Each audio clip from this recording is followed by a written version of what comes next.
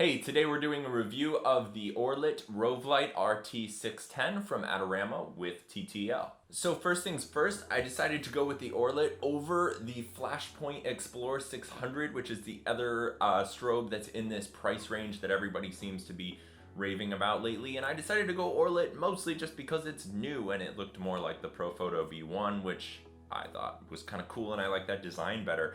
But I wasn't really sure how it was going to hold up because there's not too many reviews on it yet. Also, just so you know, Orlit and Jinbei are the same light, just different branding. So if you have the Jinbei version, this review will work for you as well. So getting into it, this is the bag that the Orlit comes in, which I thought was fairly nice. Nice high quality bag.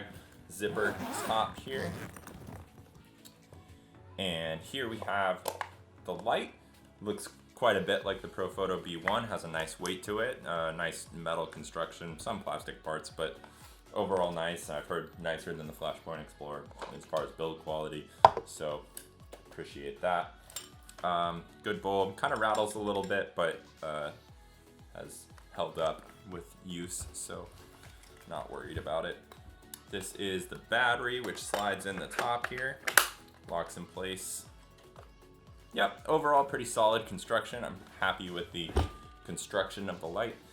So when I first got the Orlit strobe, I was really excited to break it out and start using it with my camera right away. And one of the first issues that I noticed is that the sync wasn't matching up with the shutter on my camera. I'm using the Canon 5D Mark IV, and there was a compatibility issue. So I researched it online, and some people said that the new firmware update for Orlit fixed this compatibility issue.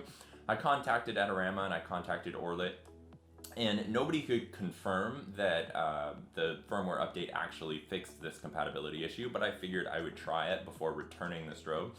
And when I went to go do the firmware update, I found out you have to have a Windows 7 computer in order to do the update, something I definitely do not own. So I had to find a friend about a week later who had a Windows 7 computer, take some of their time to download this firmware update, which there were 0 instructions for online. If you tune in to the end of this video, I will walk you through how to do the firmware update if you need help with that. Luckily I did figure it out, and luckily it did fix compatibility with the 5D4, and now the light actually works and syncs with the 5D4 using the trigger that comes with the light. So that was exciting, and I actually got to go outside and do some tests with the Orlit. All right, so we're out at a park here, and we have the Rovelight RT 610 from Orlit and the Westcott 48-inch rapid box here. And we are shooting with our beautiful model, Kyla, today. Hello. Excellent. And so yeah, we're gonna test out this light and see how it holds up out actually outside on a shoot.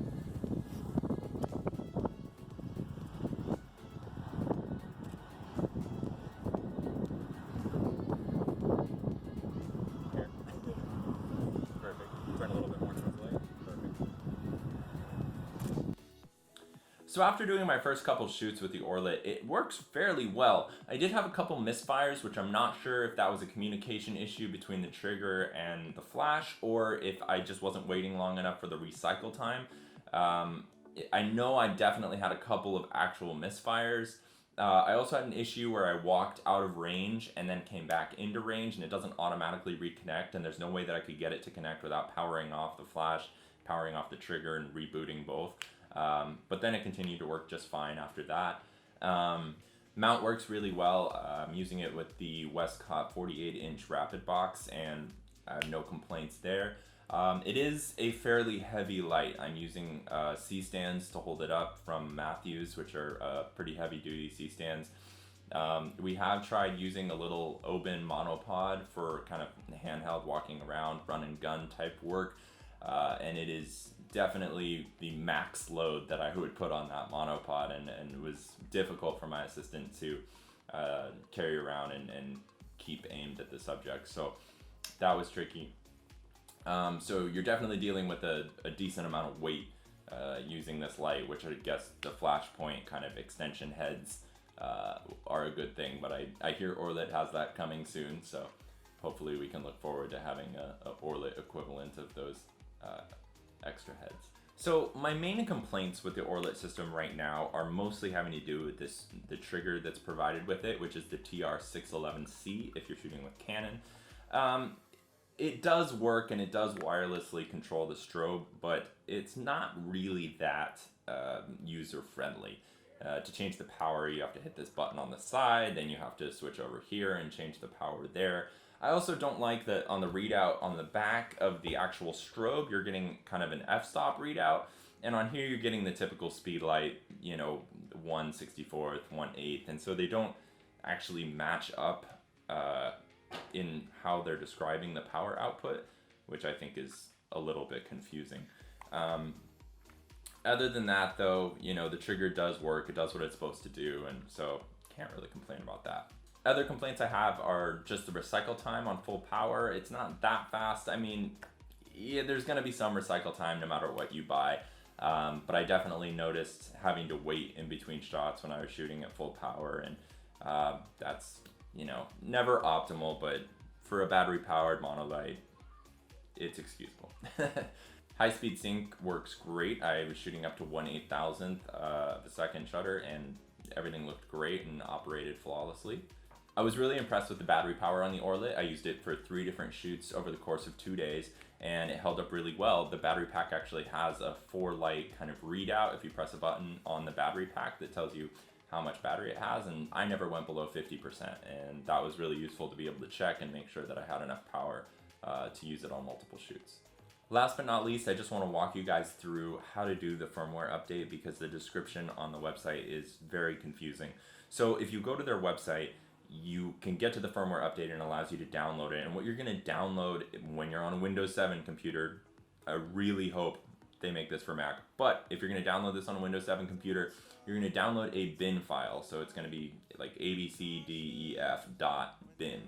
And I was under the impression that I had to uncompress this bin file, which led me down a crazy road of a whole bunch of software that I did not need. Turns out the bin file is all you need, and you're just going to plug in the light using the provided, or not provided, sorry, you have to buy a cable to attach the light to your computer that is not provided by Orlit.